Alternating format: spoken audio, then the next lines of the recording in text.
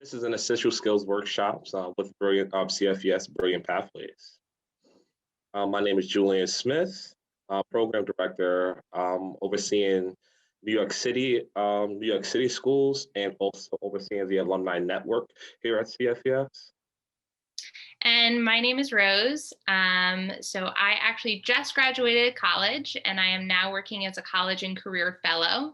So I get to do some presentations like this and then also work with other students at a local New York school doing all sorts of activities. So I'm in the school and doing all sorts of other things. Great, great, great. Thank you, thank you. So, like I said, so just to break the ice, definitely would like to get to know people a little bit better. Definitely would like to get you guys to know us a little bit better. So this is an icebreaker that's going to take us about roughly 3 minutes, right? So with this icebreaker, what I'm going to ask you to do is write in your own homes, grab something special in your house, right? Anything that's special to you. It can be a pen, piece of paper, it can be a book, it can be almost anything. And I'm going to ask you to actually share your screen with us and share your story on why that item is so special. So is everybody ready for that activity? If you're not able to share your screen, feel free to type it in the chat. We definitely want to know what you have and why it's so special to you. But so take a minute, go find somewhere you can get out of the room if you need to. So we'll give you guys, yep, 2, 3 minutes, like Rose said. Hopefully you guys get something interesting. So I'll actually share first. I'll definitely share first with you guys what I have, which was something special to me. This item was special to me during this time of COVID. It allowed me to break away, gave me opportunity to allow myself some mental space and clarity, dealing with a lot of anxiety, dealing with the scares and fears of COVID. So my item is actually my PlayStation 4 controller. Um, Definitely, I get to break away from reality. I get to play some video games that I love. Currently playing Spider-Man. I think it's an amazing video game. Spider-Man is a cool superhero of mine, definitely. And yeah, I'm gonna keep it short, keep it sweet. My PlayStation 4 controller, and also because I can't get a PlayStation 5 right now, and it's kind of a bummer. But hey, PlayStation 4 controller. That's what I got. Hey, Rose, would you like to go next? I can share mine. So mine might be a little bit hard to see, but what this is it's a backpack tag. So it has the college where I went. So I went to the University of Vermont. And while I was there, I got to work with the men's lacrosse team. So I was a videographer. So I got to go to all the practices, all the games. And so it was a really, really big part of my life. And it's actually what made me realize what career I want. So I actually really want to be an athletic academic advisor. So I want to work with student athletes who are in college and help make sure they're staying on track with their classes, help make sure they can graduate, make sure they're academically eligible to play. So this, I got to wear it on my backpack all the time, and it made me feel a really big part of the team, which was nice, and really just kind of inspired what I want to do for the rest of my life. So this is a really big, important piece of my life. It sits right on my wall. Oh man, thank you so much, Rose. Is there anyone else that would like to share? If you would like to share, just feel free to jump right on in and go for it. I brought my Nintendo DS because it's special to me because I got it when I was very young. So like I've had it for a long time and it's always been there to like entertain me and stuff. Great, great, great. If you don't mind, what game are you playing right now? The games. Oh, right now there's like an Avatar game in it. Ah, pretty cool, pretty cool, pretty cool. Thank you, thank you. Anyone else would like to share? I'll go ahead. I had two options here. I was either going to bring my PlayStation 4, but since that was already taken, I decided to do something else. So this is just a little teapot, but it's supposed to be a reference to The Office, where Jim gives Pam a teapot full of inside jokes. And if you hear, this has a bunch of other stuff inside that a friend gave me. So I just find it really sentimental. Oh man, that was great. That was absolutely great. Thank you so much for that. Thank you for those that have shared. Thank you. Thank you. I really appreciate it and learned something new about you guys. So that's great. So we're just going to move right on ahead. Oh, sorry. So next step is just to introduce you guys into who and what CFES is as a whole and as a program. So I'm just giving you a little bit of backstory. Just going to make it kind of quick, kind of expedite everything. Got a few bullet points I'll hit, and we'll move on from there. So in 1991, in 1991, we worked with a handful of rural students and central New York students to help people find ways to college. President Rick Dalton co-authored a study exploring reasons why low-income students did not pursue higher education. Since then, we've worked in 1,500 urban and rural schools across the U.S. and Ireland. But experience has proven and shown, of course, with the data that a college education is the surest point out of poverty. But of course, that's just the start of everything. Each year, we work with over 25,000 K through 12 students at 200 schools to instill the skills they need in order to thrive in college and after college. Those are definitely the skills that we're going to highlight throughout our presentation and basically make it a little fun for you guys. Yeah. And so CFPS was originally college for every student. And so that's why we have this image of students getting their high school diploma, going off to college. But we have realized that careers are also a really important part. So it kind of ends up going in two ways. And so there are careers, but also college. And college is our main focus, but we understand that might not be for every pathway. So.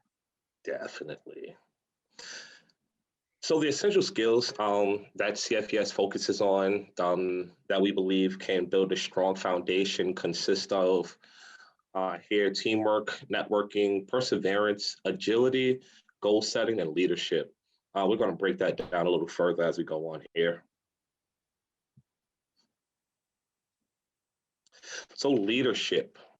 Um, Here on the slide says everyone can be a leader. Leadership is taking charge of your own future, then uplifting your peers. So a little further in depth there, according to Forbes.com, it says leadership is a process of social influence, which maximizes the efforts of others towards the achievements of a common goal. Right. So I found that to be extremely interesting. And there's also leadership. Yeah, sorry. Leadership is definitely a difference than management. A great leader is actually has the quality of helping others and partaking in achieving the goal, while the manager dictates and tells others how to achieve that goal for the most part. So that's basically a highlight and difference in what leadership is. Some examples of what we know leaders to be. Common examples in the business industry, we have Jeff Bezos, CEO of Amazon. In the music industry, some of us may be familiar with like Drake and Beyonce. They could be looked at as great leaders. In the tech industry, we have like Steve Jobs, co-founder of Apple. And even another great leader is our Vice President Kamala Harris, who is currently the first female vice president. So those are just some examples of leaders and how leadership can look in different capacities. And definitely, Rose, you had anything else to add to the leadership component? Yeah, so one of the things that I like to think about with leadership too is going back to this idea of everyone can be a leader. So there are definitely some people that are really obvious leaders, right? Our Jeff Bezos, our Kamala Harris. They're really obvious, but I think that I like to think about quiet leaders. So there are loud leaders and quiet leaders, and I think about the people who maybe aren't always talking all the time, but like they're just doing the right thing all the time and they're just someone you want to be like. And I think that that can be another type of leadership where you're not talking and really in the front, but you're kind of leading by bringing everyone along with you. So it doesn't always look the same, but we need all types of leaders.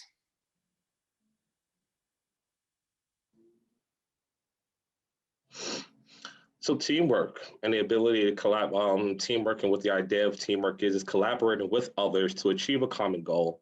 We can accomplish bigger and better things when we work together. Here we have a activity that Rose is going to take us through, and yeah. Yes. So I'm actually going to stop sharing for just a second so I can send that link to you all. But you should be able to fill it out right on your device, whatever you have. Let me just pop this in the chat real quick. So if you click on that link, you should be able to take a quick, it's kind of a quiz. There's not really a right or wrong answer kind of quiz, but it's a little bit silly. You're supposedly in a zombie apocalypse and you have to figure out how you're going to help your team. And so there might be some things that you really identify with that you're like, yeah, that sounds like me. Because it also goes to show the different types of teamwork there is, how effective you can be with certain team members, how certain team members have different strengths than other team members as well.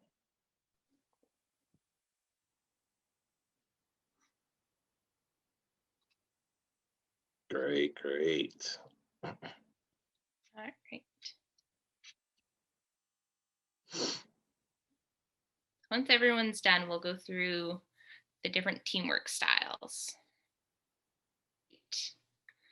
Well, so congratulations. You've all worked together and you survived the zombies. So I really hope you circled some that are like you. You were able to find your teamwork style. If you answered only brains, then unfortunately you are a teamwork zombie. So you better take that antidote and start contributing positively. So for the first 5 questions, you could either get initiator, problem solver, contributor, elaborator, or consensus testers. And so, right, all of these are important. All of these are going to be a good part of teamwork, of accomplishing your goal. But so you might identify a little bit more with one or the other, right? So I can often be an elaborator. I haven't taken this quiz. I really should take this. But I do like to clear up confusion. That's something kind of where I feel I have a lot of strong suit, but I'm not as much of an initiator. So that's just me. Then we have these maintenance roles. So these people who are paying attention, making sure that everyone's feeling good. You have your motivators, right? Gatekeepers, so facilitating participation of others to make sure everyone is heard. This can be a really, really important one. Sometimes people don't like to share immediately and they kind of need someone to pull them in and get them participating. So gatekeepers can be really important, supporters and harmonizers, right? So working as a team can be hard, but all of these help make sure the group is running smoothly. Then we have our individual roles. So you might be dominating, you might be playing, you might be recognition seeking, or you might be deserting. Hope you're not deserting. If you withdraw from your team, your team needs you. So, everyone identifies with each of these a little bit differently, but maybe you found some identity. Anyone want to share what they got in the chat or unmute yourself? That would be amazing if anyone could share. I got like initiator and contributor and consensus testers, and then supporters and harmonizers. Awesome. Thank you for sharing. Well, I hope you guys definitely had some fun with this activity.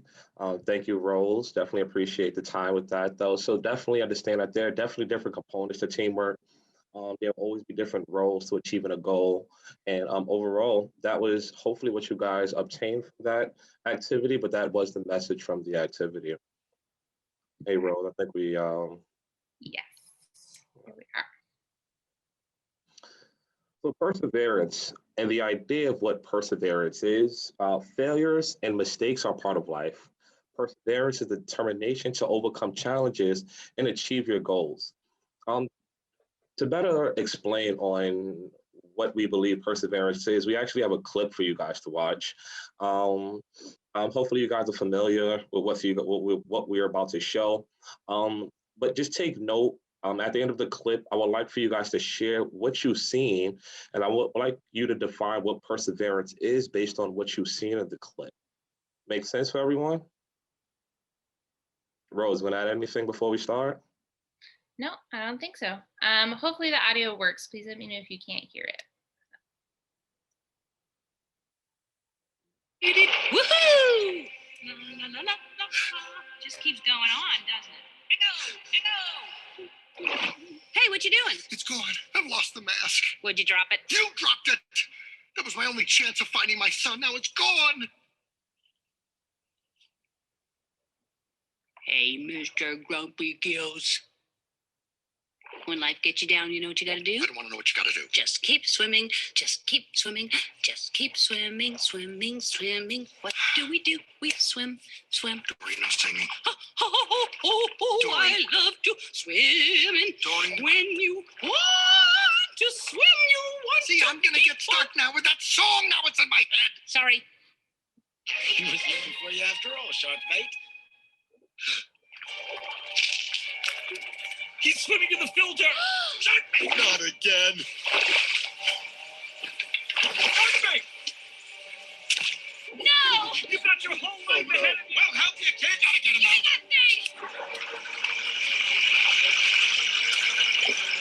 Get him out of there! Come on, kids, grab the end! Sharkbait! Are you No! okay? Can you hear me, Sharkbait? Nemo, can you hear me? Yeah, I can hear you. Sharkbait, you did it! Sharkbait, you're covered with germs! Ah! That took guts, kid.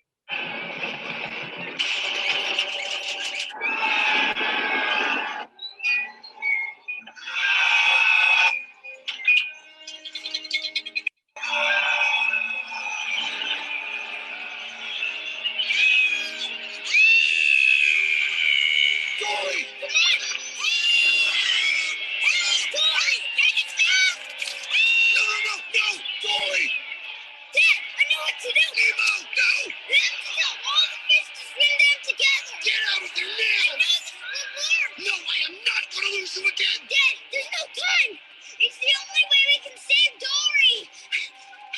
I can do this. You're right. I know you can. Lucky Finn.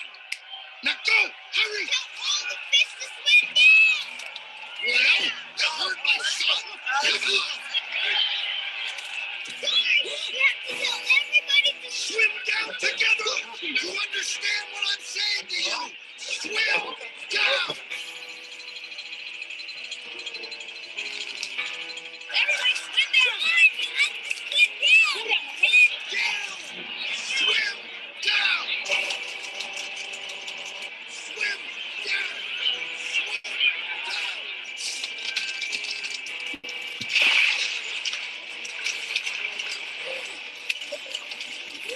Don't give up!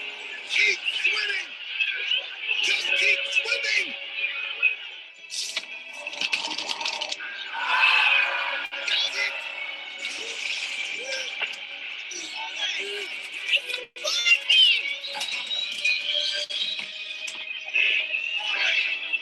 Just keep swimming! Keep swimming! You're doing great, son! That's my dad. Come on, let's get to the bottom! Keep swimming! Keep swimming, keep swimming. Almost there! Keep swimming!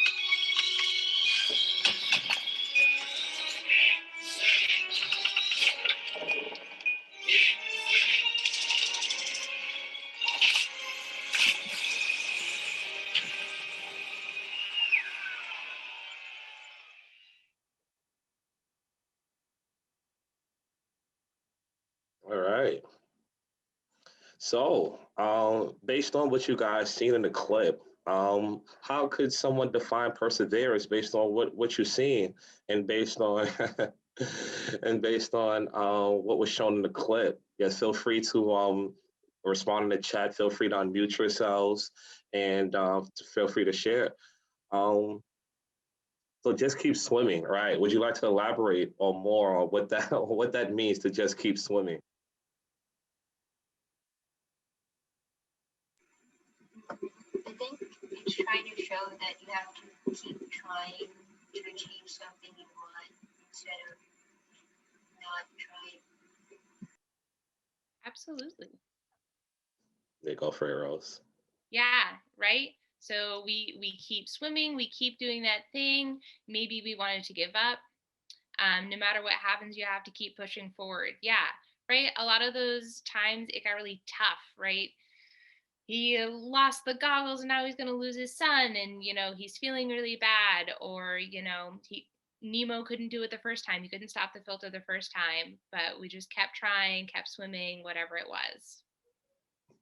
So you guys hit it right on the head. It's definitely like no matter what happens, basically you kind of have to look at there's no other option but to constantly keep achieving is what the idea of perseverance is. So you guys hit it right on the head.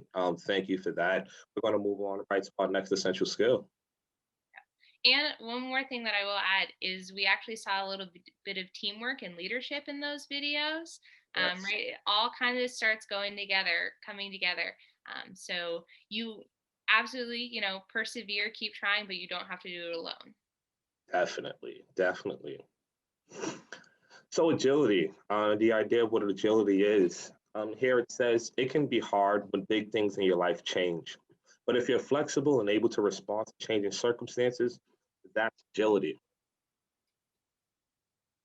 Here, Rose and I just going to share some examples of our personal life on how examples of what agility may look like. So I'll start and I'll share with you guys. I'm not going to take up too long because we do have other things to get through. So we'll say that about a year and a half ago, um, sorry about the summer of 2020, right before the summer of 2020, right before COVID started, I had actually lost my previous job of employment. Had no sense of direction, what was going to happen next. Had no idea on what I wanted to do next and where I wanted to be. I mean, I did know I wanted to stay in a nonprofit organization. I did know I wanted to help people. I just didn't understand to what capacity. I worked with an organization named the YMCA for 6 years. It's all I knew after graduating college. The only organization that I worked with, only organization that I was familiar with. The idea to join another organization for employment was absolutely scary. But nonetheless, after speaking with people, after explaining to people, sharing my resume, understanding my background, and helping others and mentoring, working with individuals between the ages of 14 and 18, adults and younger, someone then pointed me in the direction of CFES. So there was a huge point in time where I actually doubted that I would be employed again for the foreseeable future. I didn't know what anything would possibly look like. I had no idea how any of my bills would get paid. I had no idea how my student loans would get paid. I had no idea how any bills were going to get paid. But nonetheless, someone directed me back to CFES. I'm actually a CFES alumnus through my high school back in 2007. And someone redirected me right back to where it all began for me. And I was able to make contact with both Rick Dalton, who I mentioned earlier, president and CEO of CFES. Sorry about that. And the opportunity presented itself from there. So just being agile and remaining diligent and constantly staying in communication with CFES during my times of unemployment, constantly sending email reminders, asking for face-to-face or face-to-face Zoom meetings as much as possible. So I had to remain as agile as possible in order to put myself in the position that I am now. So that's just a brief little journey through myself of what agility can look like. But that's just one example, right? Rose is definitely going to share another example of how agility can look in another shape or form, right? So, yeah, Rose, all yours. Yeah, so the example I wanted to share was, right, so I mentioned I just graduated college. I graduated in 2020, which meant that the first half of my senior year was in person, and I got to go to all my classes and be in person. But it was during the spring of my senior year that I had to switch to remote classes. And right, remote classes was definitely not my plan. That's not how I wanted to learn. That's not how I wanted to finish up my senior year. But I did want to finish my education. I wanted to finish my classes. So I had to be agile myself in learning, okay, now I go to class on Zoom or Google Meet or actually Microsoft Teams. I tried all of the platforms, and, not getting to have that same interaction with my friends or my professors. And so I got to also see my professors being really agile. So my senior spring, I really wanted to have all these really fun classes. So I signed up for kickboxing. I signed up for horseback riding lessons for credit. I signed up for all these really cool classes that I thought were going to be perfect in person. And then all of a sudden we were virtual. So my kickboxing teacher, I think, was probably my favorite. So, right, it was supposed to be this exercise class once a week.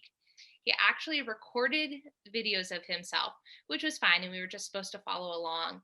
But he used to do a thing in person where he would call us out if he thought we weren't trying hard enough, and he'd be like, I know you can do more push-ups than that, or I know, like, you can punch harder than that. And so he kept doing it in the video. So it was really funny is he would call us out, and I think he called me out once too, and he was like, Rose, I know you're not trying your hardest. So I got, right. So that's what would have happened in person. And he was still able to make it happen virtually. So I did have to finish my senior year online, and it wasn't exactly what I wanted to do. It was a big change, but it all worked out because we were all flexible and really understanding, and just required a lot of communication, but made it happen. So. Definitely. That is absolutely amazing. So you guys definitely got to see two hard examples of a real world experience and versus a college experience, right? Which is what CFES definitely focuses on, career and college and everything like that, and how to be agile during those times. And again, I think this is a great picture here Rose put together on what agility can actually look like. You see a person here juggling and all riding I forget what you call this thing here, tricycle or something like that. Unicycle. Unicycle. Thank you for that. Right. And still making it all work. Still juggling, still making it to his meetings and still making everything work. So agility may look different for everybody, but again, it's definitely one of our founding essential skills that CFES strongly believes in. Next, you have this essential skill called networking. Networking is turning an acquaintance into a supporter. Just about anyone you meet can be a partner or network.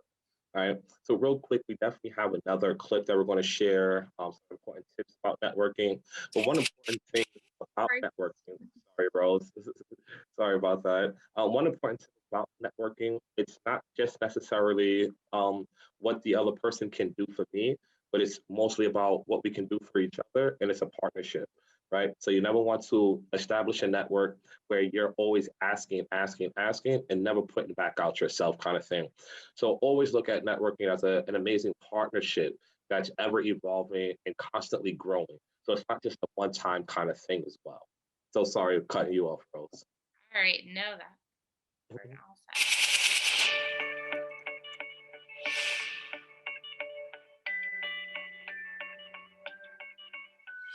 Networking can be an incredibly valuable way for any woman to build her business or professional career.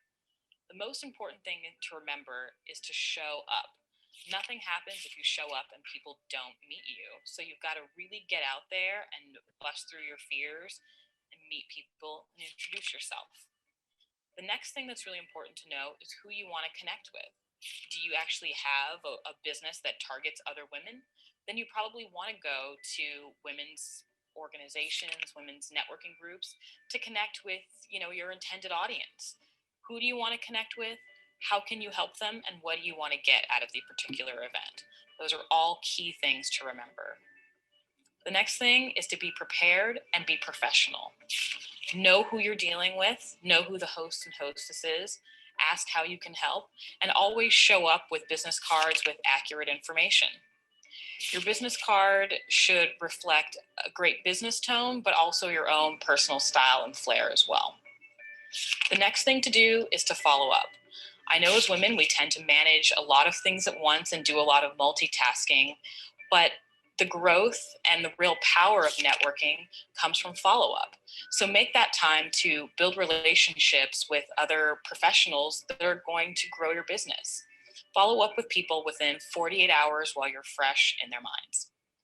If you show up prepared, professional, and ready to connect, you'll make a powerful impact as a woman in the business world.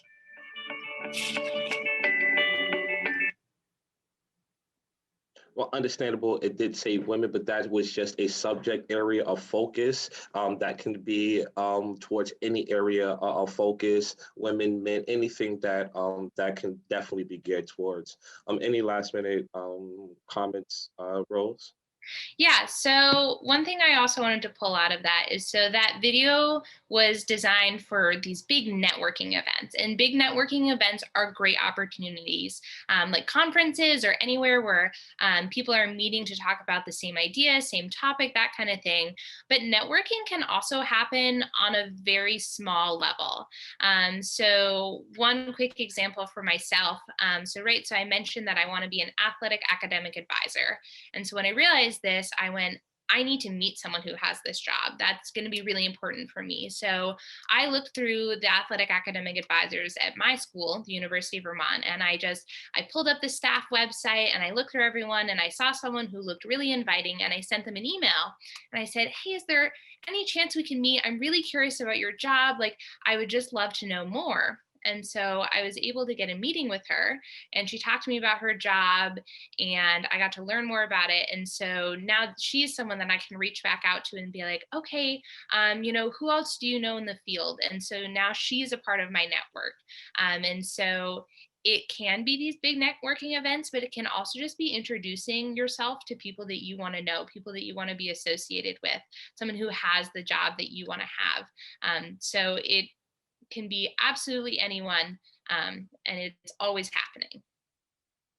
Just definitely, as Rose said, it could be absolutely anyone, friends, families, co-workers, absolutely anyone. And that's definitely one of the best ways to build one of the best and strongest networks is to have an assortment of people from a variety of different fields and aspects of your life.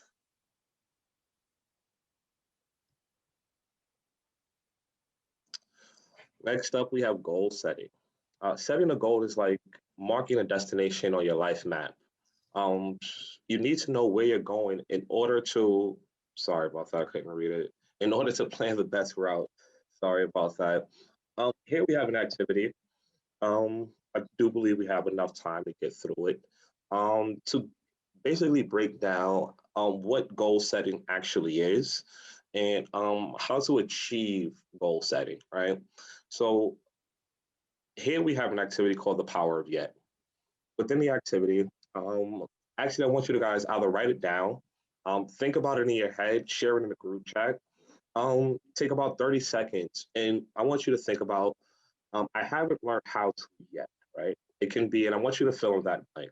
It can be, I haven't learned how to drive a car just yet. I haven't learned how to cook eggs yet. I haven't learned how to wash clothes. I haven't, it can be almost anything that you haven't learned how to do just yet. And also take 30 seconds on thinking about what that is.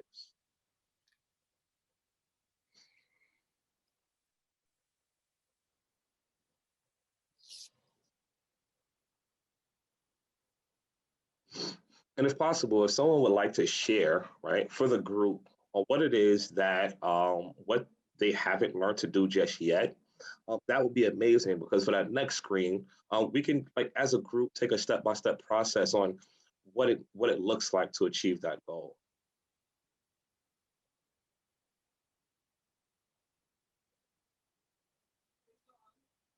Yeah. Great. So let's create a thank you, Kashif. So great. So what we have here is I haven't learned how to play the piano yet. Great, great, great. First of all, it's an amazing instrument. Congratulations on thinking about learning that. Um, so the first thing that we see here, right? So success, at the top of the ladder, we would have success. That will be replaced with piano. Learn how to play the piano. Understand how to play the piano, right? That's at the very, very, very top of our ladder. At the very bottom of the ladder, we have to think about what is the very first thing, because she, for anyone learning how to play the piano, what is the very first step they need to take in order to learn how to play the piano? Feel free to write it in the chat. Feel free to unmute yourselves. But again, I am asking the group as a whole. So these are open-ended questions. So what is the first step we can do in order to learn how to play the piano?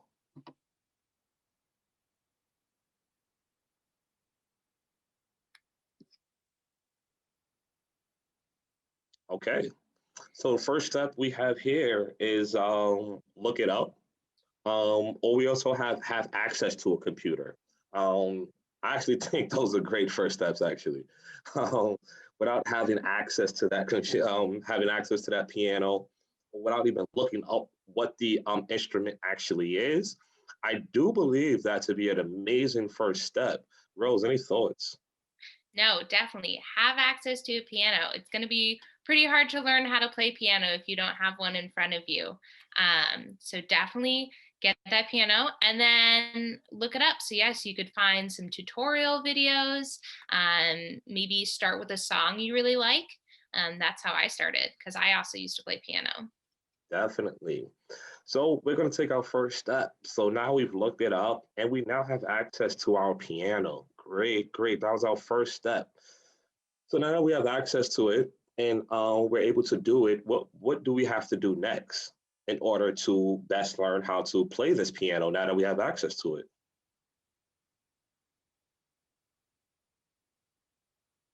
Practice. Yes.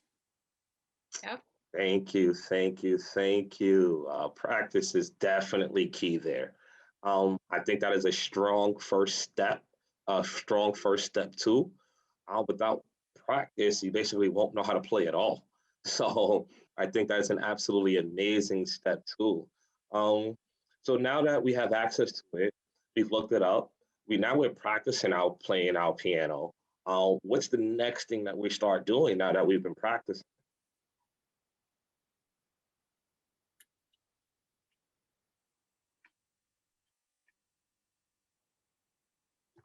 So now we're practicing, and one more step, and we will believe that we know how to play that piano. What can that look like? Play for other people. Yeah. I would have to give a round of applause to that one. That's pretty good there. And because by that time that you're playing for other people, that means that you definitely developed the confidence. Um, Definitely you had the agility to learn how to play that piano. So that would absolutely be absolutely amazing. So again, that first step would include having access, looking it up. Next steps would be actually practicing, strong practicing. Now we're actually playing for other people. Our last step to learn, is that our last step? I think it might be. Yeah, if we have access and then we look it up and then we practice and then we play, I think we're set. That is absolutely a step-by-step process and how goal setting actually works, right? So it's actually believed that a goal is nothing more than an idea if there's no plan behind it, right? So the only way to have a goal and to achieve a goal is to actually create a plan, structure a plan, and execute that plan. And that's what goal setting is, right? That ladder was each and every one of our steps that we needed in order to take to execute our goal and learning how to play that piano. So again, that is exactly how goal setting looks. It's an example of how goal setting looks. Again, we can go into things at a later date, but hopefully that definitely clicked, made some sense for you guys. Rose, anything on that? Yeah. So just goals, right? It's awesome to have goals. Some of them are really big, some of them are really small. Sometimes it's just getting a homework assignment done. Sometimes it's just making your bed. That's it. Sometimes it's a really big goal. Right now, my really big goal is to go get my master's degree, right? So I already have my bachelor's, gone to school for 4 years. I really want to go get my master's, which is another 2 years. So that's a big goal. There are a lot of steps to it. So there might be more than just these 4 steps, but it helps a lot when you can break that goal into those smaller actionable pieces. So that's really good exercises. So figure out what it is you want, and then how do you get there? What steps do you need to take? And then you'll be successful. Definitely, definitely.